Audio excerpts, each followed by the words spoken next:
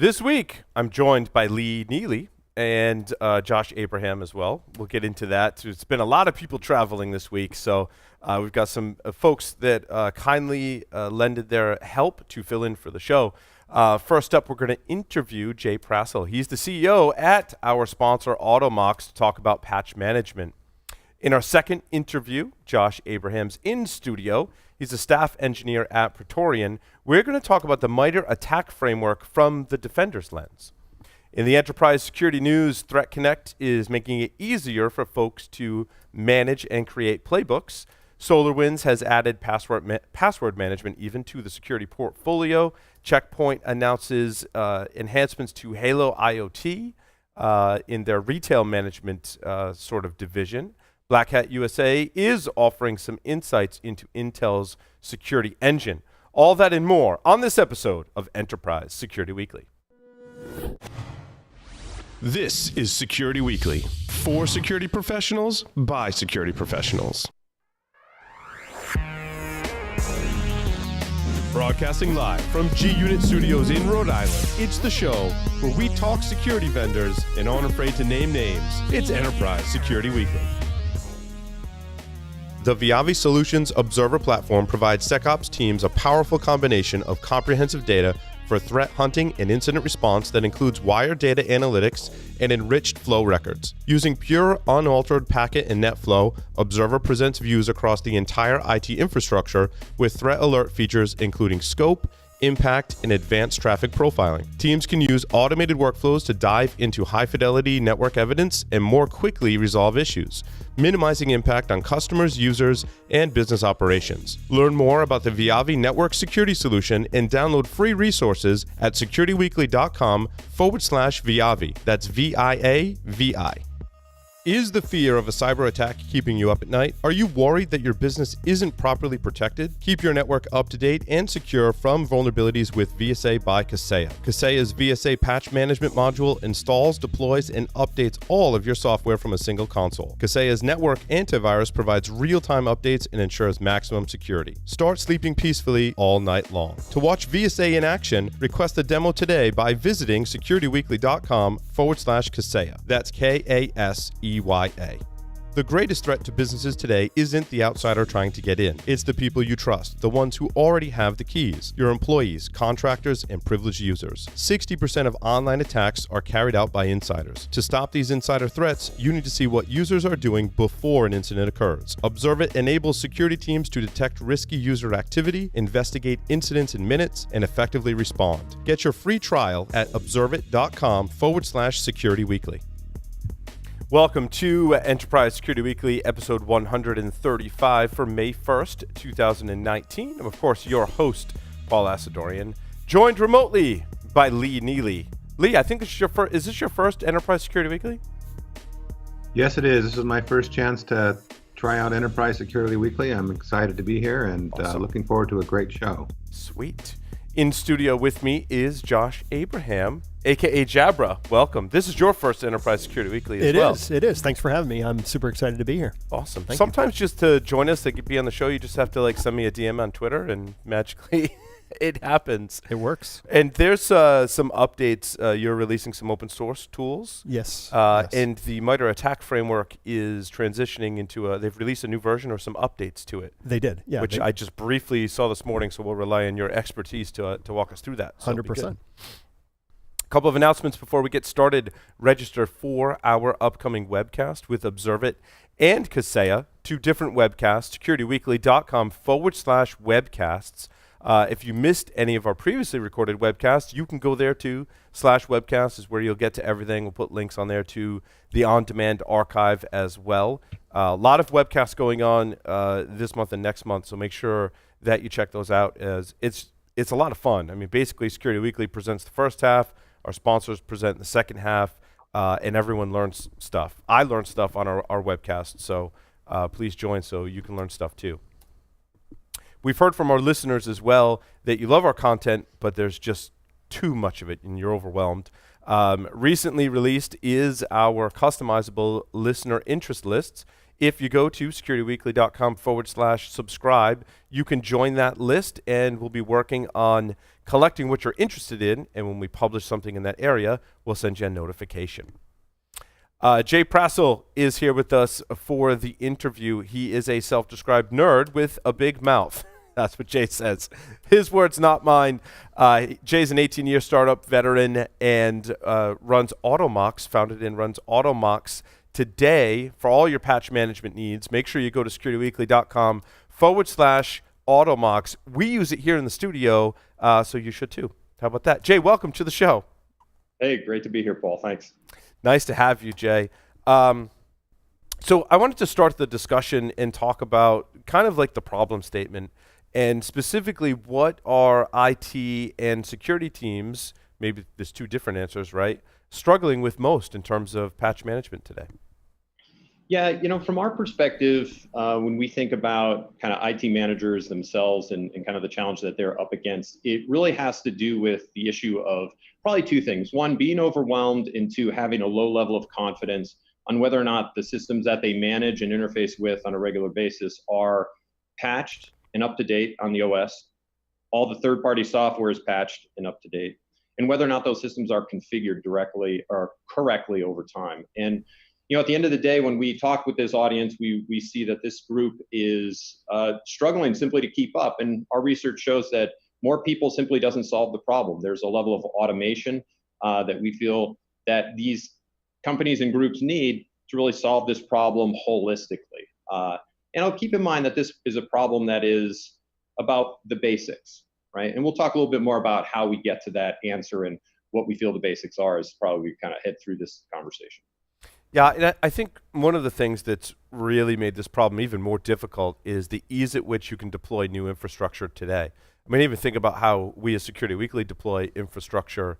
There's containers, and there's VMs, and there's cloud, and there's physical systems, all of which have come way down on price. We still rely on some physical systems today to do our production, and we always have more systems because of the ease and lower cost, right? Is that really kind of the crux of the issue in making it worse?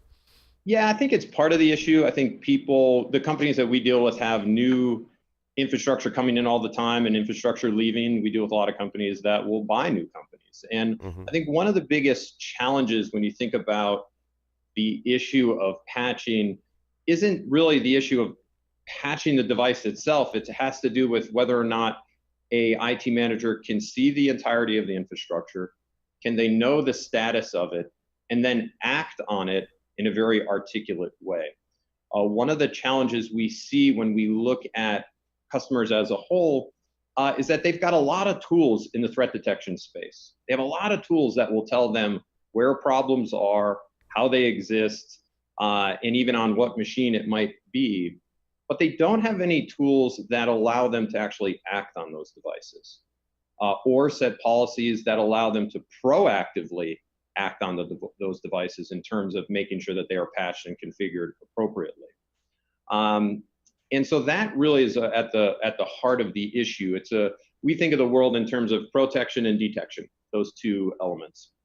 And that there's a lot of great information out there about detection, but all those products, whether it's something like, Tenable or CrowdStrike or any of the kind of vulnerability management tools out there will tell you a lot of what's wrong, but won't act. And I think we are one of the unique cloud-based platforms that allow IT managers to simplify this work by looking at it across Windows, Mac, and Linux, and having a tool of record and a tool of action that can act across all of those platforms.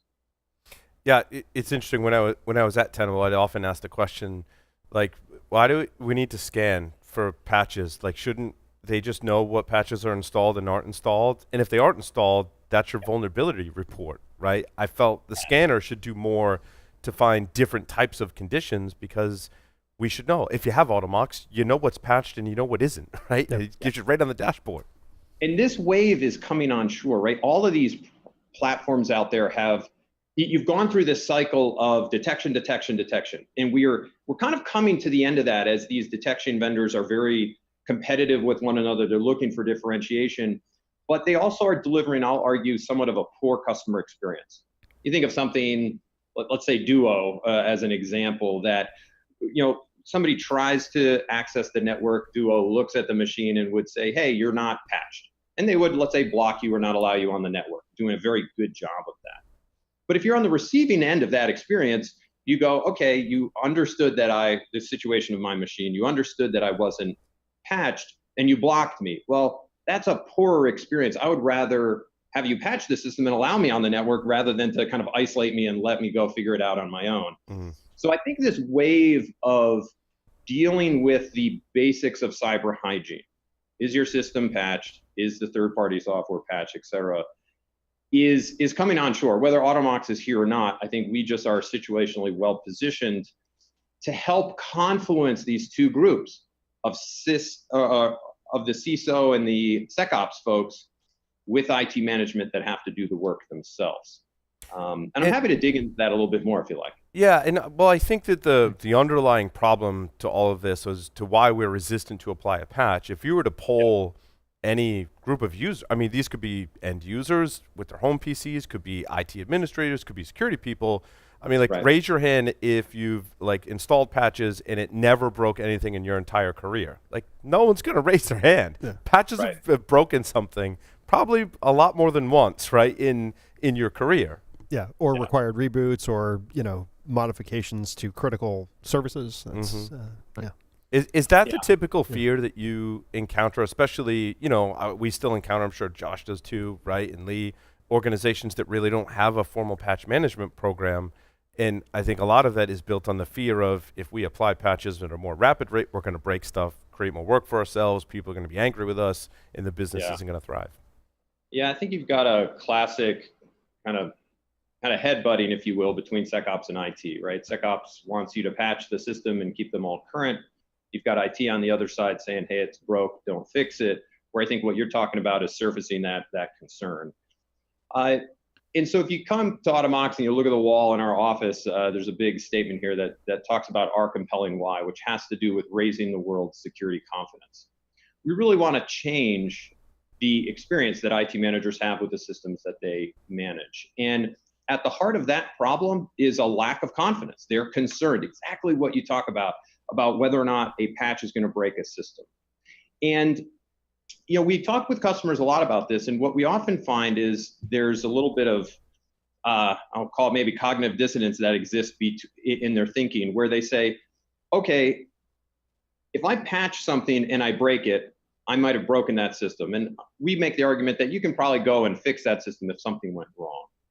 But if you didn't patch that system and you get breached, the downstream effects are clearly much larger and more impactful to both the loss of information and obviously all the stuff that you talk about on this program on a daily basis is much more impactful to the customer as a whole. So you say, well, how does Automox actually start to help to solve that? And what's our vision for helping customers raise the level of confidence that they have in this exercise? And it's a couple-fold.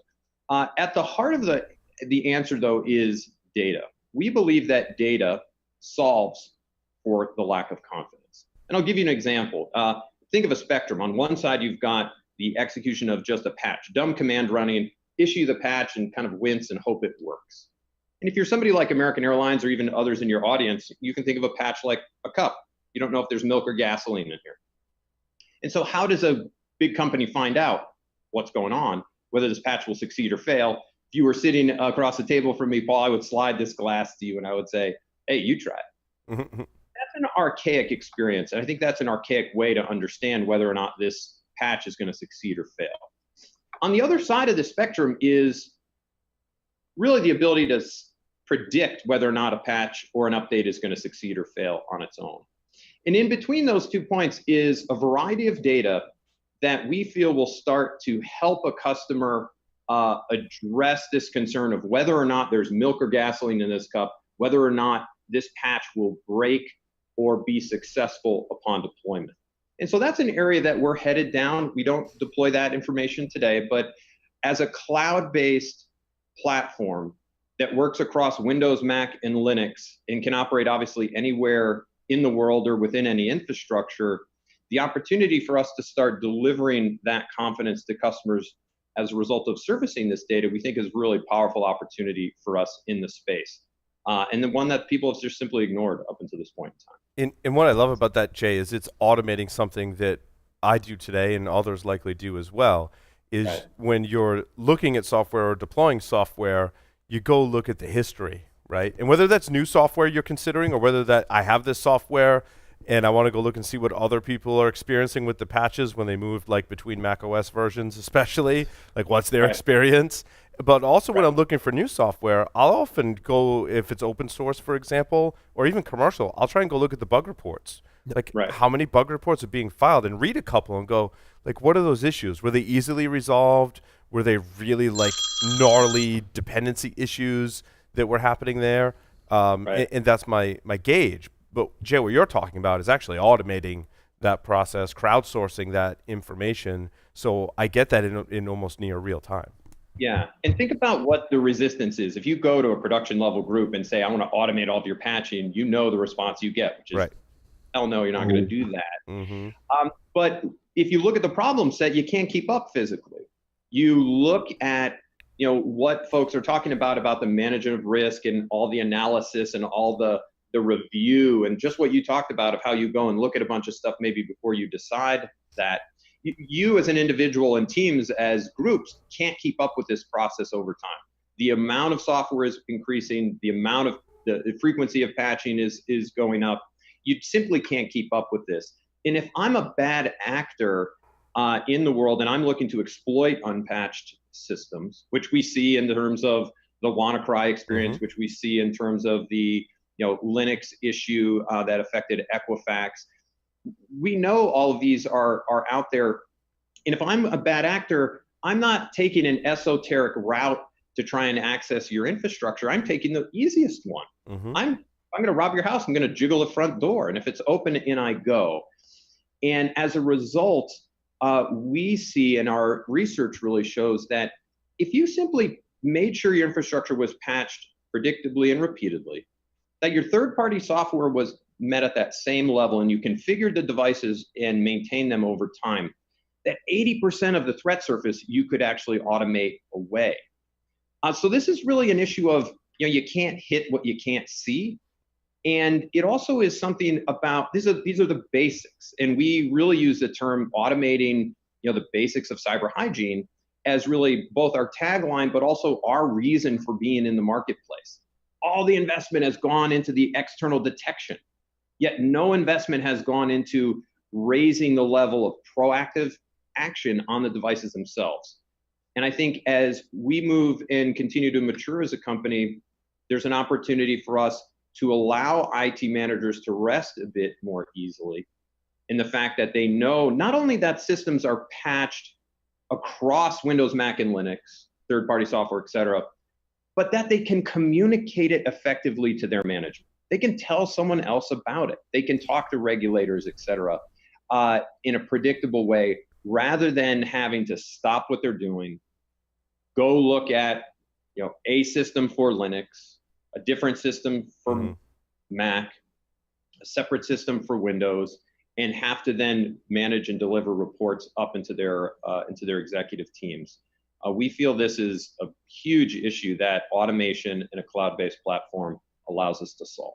One of the kind of techniques or tactics that we would often recommend in this realm, and Josh, you probably recommend this as well, is a process for testing patches, right? Yep. That's increasingly more difficult today as we have more and more systems. I can't have two of everything, right?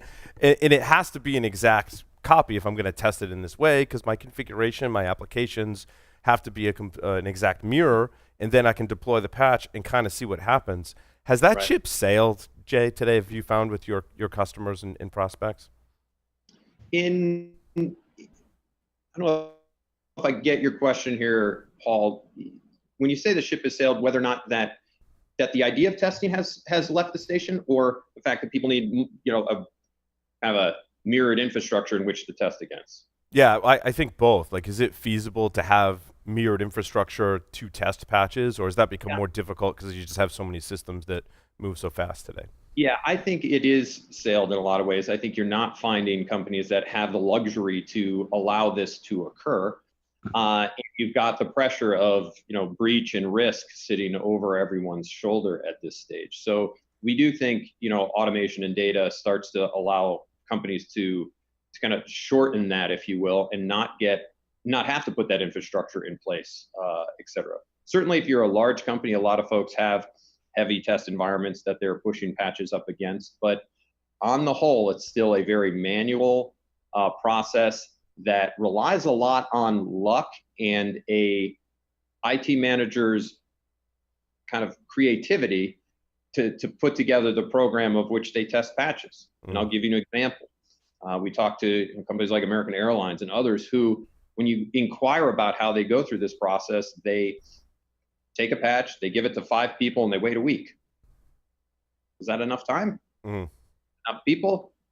Did they play with the systems enough? I mean, I think data then starts to really solve for a lot of this, and we feel we actually can help people automate the testing process, where even if you want to take a series of patches, give it to a select set of endpoints, and then promote the winners, pull out the losers, and keep that process moving in a way that's far more automated than it is today, is a nice way to meet customers where they are today, give them a tool and a set of tools that allow them to start to automate some of this testing of this patch workflow. Mm-hmm. So, go ahead, so Lee. then you still have the idea of an approved patch bundle, but you're trying to minimize the amount of time spent on regression testing so they can keep ahead of the curve. Did I read that right? That's exactly right in kind of how it's done today. Obviously, the data piece should assume that as we move forward. So you mentioned earlier you got the guy occasionally, his system wasn't patched and he might get blocked. Have you looked at some sort of a endpoint notification that says, hey, bud, you're out of date, click here to fix it? Yeah, it's actually in the platform today. So we've created what I think is a unique conversation channel between IT management and their constituency. So whether you're on native Macs or if you're using Windows machines, we'll allow an IT manager to surface communication via the native communication channels built into those platforms that says, hey, your system is vulnerable currently. You have either a 2 strikes and you're out policy, et cetera. And we'll allow the IT manager to communicate very directly with the end user, give the end user some choice. Because keep in mind, there's a huge problem here. If I'm an IT manager, I got 20 systems that are out of compliance. And if I know nothing else, I'm in panic mode. But if I understand that of those 20 systems, 19 had simply deferred for an hour, I have a different level of confidence. I know I have only one system I really got to focus on. And you can also set really the actual reboots on those systems and give people the warning that says, hey, we're going to have to reboot this system within 10 to 15 minutes and allow them either to defer if that's a choice that the IT manager gives, or they can go ahead and just enforce that on the device itself. So that's in the platform today. Yeah, you read my mind on the reboots. I mean, that's one of the other challenges I've run into is you get people to apply the patch but not reboot because sure, patch me, but I'm not rebooting for nobody. So yeah, having something that works with that. You're onto it there. Hey Jay, I have a quick question. In terms of the, you mentioned the WannaCry side. How are you prioritizing, the sort of the out of band, like we need to patch this immediately versus, this is going to, fit into the normal cycle of, criticality. So the way the system is designed today, within the policies that someone can create, they can say something, let's say very simple, that says, if there's any severity 1 patches that come out from Microsoft, please go ahead and apply them directly, and reboot those systems. Let's say that is a policy that somebody sets. Very easy to do. Yet, let's say you have an out of band, and you take everything else, you put it in a bucket. You say, okay, here are the different severities that are out there from Microsoft. And you then identify one that you want to push. It's very simple within the system. You can simply bring up you can search the vulnerability itself, understand where that one is and what systems are applied to it, and hit the button, and it will patch those systems immediately. So you can override that and inject, if you will, kind of critical actions out of band if you choose. And I'm guessing you can do the same thing with configuration changes that might be critical as well. Yeah. Okay. Yeah, absolutely. I mean, there's a custom scripting capability native to the platform, whether it's Bash or PowerShell, that you can really do some very unique fine-grained actions on devices, really as broadly as your scripting talent or your interest may be, It's a nice way to finally tune Automox to the environment that people are in. I think it's we're remiss if we think there is a one-size product that fits all, and that Automox has every case covered. That's delusional. We are very closely working with our customers on the custom scripting side, if they choose to really fine-tune the platform. And it's a lot of fun to see what people come up with and how they use it. Very cool. That's awesome. I'm sure you see it, Josh, when you're doing pen testing, right? And you have this conversation with your customers about how they prioritize fixes. Like, do I apply all the patches to everything all the time? Usually that's not the case. So then do I base it off severity? But if I base it off severity, what about what kind of data the systems have? Where are we in that? Are we in a maturity model that is getting better in terms of people understanding that I can't just patch based on severity? I have to take into account which systems I'm patching and how critical they are to the business. Mm-hmm. Yeah, no, definitely. It's an interesting and challenging problem, and it sounds like this is really focused on making sure that the entire process, you don't have any sort of gaps in terms of things that might get missed. But then on the tip of the spear, as Jay was mentioning, the criticality for things that are the most important. Sounds like this can be useful for what is necessary to take action on immediately, but then also covering things on the monthly basis where a lot of that stuff will just get handled. So sounds very interesting. And I think there's a huge problem that still exists in organizations, and I think it's worth kind of unpacking. If you look at smaller organizations, call it sub 200 endpoints. Here, what we're finding that these are groups that have limited IT resources, have a mixed OS environment often, and are sometimes geographically dispersed. This has become really a wonderful and perfect customer for Automox, and often the case that these folks want to just give me the easy button, automate this experience, let me report and see what's going on, and if I have to take action in a one-off time frame, I can do it and do it easily. And we've, I think, done a very good job at solving for that audience. But obviously, I think if you move up market and you start to see some of the larger customers where, we're working with, folks like TripAdvisor, NASA, Dollar Shave Club, and a lot of kind of well-known national brands who leverage Automox, companies like Thermo Fisher Scientific, or leveraging our platform, the dynamics of that company start to change. And now instead of a single IT owner who's dealing with security and IT together, now you get an environment where you've got two teams. And I mentioned this earlier, and I think it's worth, I'd love to get your take on it, honestly, Paul, is, if you think about a larger company where there's an issue, and a SecOps guy has a vulnerability that he wants to investigate or feels he is exposed to, how does he know what's going on the endpoint? Well, he can look, into some of his tools and evaluate it that way. And if he wants something done, what's the action step he can take? Well, today he has to file a ticket in a ticketing system to an IT guy who's got a lot of tickets. And you now have this, we think of it like the Titanic, right? You've got the captain who's got a problem and he's on this, telegraph, to the guy in the control room to try and make some change.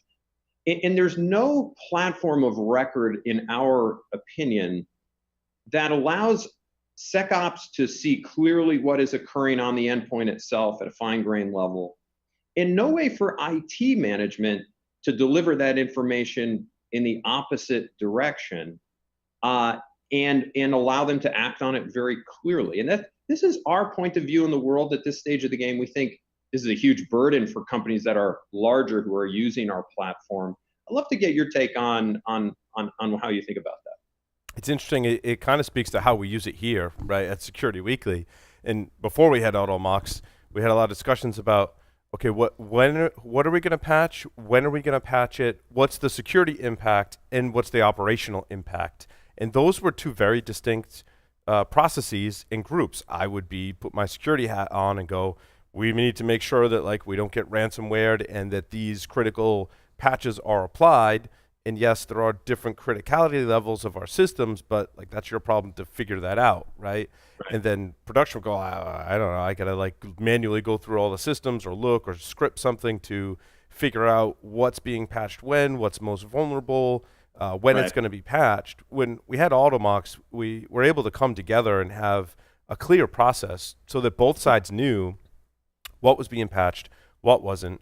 We had clear patching windows, and not only did it improve the security, but the operational aspect of it as well. And in our Right. case, right, there's a dozen or more systems that support the production operations, and Yeah. we do 7 shows a week. So you can imagine the stress on those systems. So by scheduling those updates and doing that at a time where we had to troubleshoot, that was huge. Now security's happy because I know like I think it's Wednesday night, right? Our systems get patched. We've got more time built in the schedule on Thursday. We can look at that collectively and have intelligent conversations over this system didn't get patched. Well, what are the patches that didn't get pushed? It was this. Is it critical? Is it not? And it's a quick conversation. So And I'll tell you, we're seeing, we have a number of customers and that are security vendors today who are, offering threat detection platform tools to a customer base. And these are big companies who have to patch their own infrastructure, right? And they're using Automox to do it. And we're also seeing some great partnerships starting to form with folks like SentinelOne, which is one we've recently announced, where here's that kind of endpoint management, threat detecting tool out there, and that there's a really a better together confluence between the SentinelOne platform and the Automox platform. And as we head down the line, we're going to start deploying some connective tissue between these two tools to allow Automox to surface within the SentinelOne console and allow IT managers to act. Right? There's no reason that they should have to bebop around to a number of tools. They should be able to see what's up and choose to act there as they see fit. Mm-hmm. Agreed. Other innovations or features, Jay, that you'd like to share with our audience today? Yeah, I think the big stuff for us kind of coming down the pipe will really be within the platform itself has a lot to do with giving folks a good experience. I think there is a lot of folks who have used SolarWinds and a variety of other kind of legacy on-premise tools.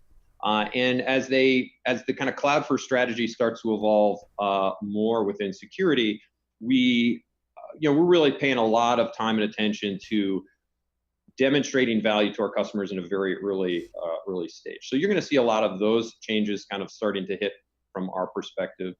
You're going to see these better together partnerships starting to occur where there are tools that people use today. We understand that proliferation of tools is something people always have a close eye on.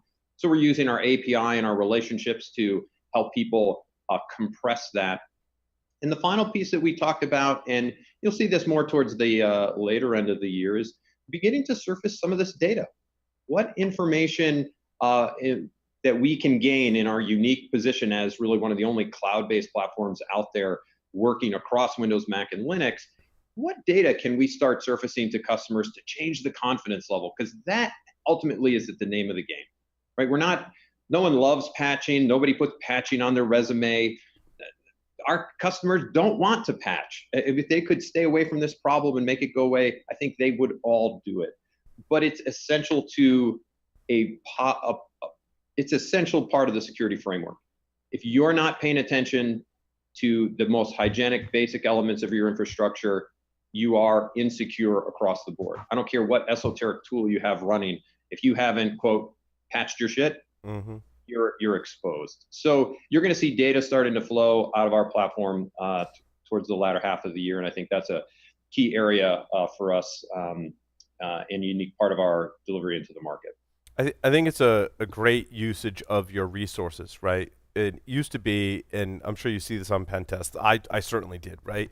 The customers that were really good, they had Windows and or Linux administrators with more than 10 years of experience with that platform, and they had a hand in patching all their systems, and that took up a lot of their time, right? When you have a cloud platform like Automox, it's easy to use. Now you can take those seasoned veterans and put them on different and better projects, right? Yeah. And that's what we've seen here. I mean, the folks that are managing our systems today aren't 10-year veterans of Windows administration, But I know the patching is getting done because we have a tool that's taking care of, like Jay said, that cyber hygiene. Yeah. And I think in the Linux space, this is a really big issue. If you think of the DevOps teams that people have, especially in bigger companies, do you want your DevOps resources, writing scripts for patching? Did they write them correctly? Did they report them correctly? How do I tell anyone else about what has happened here? It is just, in my opinion, the wrong use of that resource.